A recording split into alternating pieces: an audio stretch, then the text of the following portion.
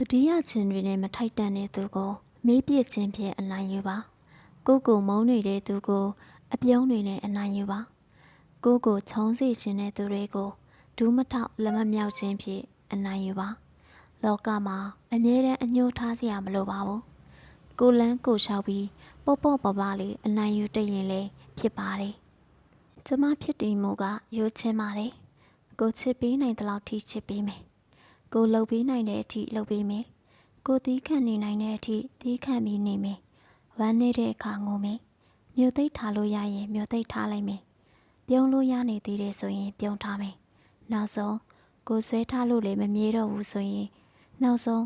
ကိုသီးခံနေလို့လည်းမထူးတော့ဘူးဆိုရင်လွတ်ချလိုက်တော့မယ်အနားမှာထားပြီးပြင်ပန်းနေရထားတဲ့ဆိုင်ရင်တော့အဝေးကကြည့်ရင်လွမ်းနေရတာကပိုခံသားမယ်ထင်လို့ပါ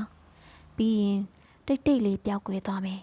ကိုကြေခွဲနေပါတယ်လို့မကြည်ညာတော့ဘူးပြီးတော့ကိုနာကျင်ရတာသူ့ကြောင့်ဆိုပြီးအပြစ်ဖွယ်မနေတော့ဘူး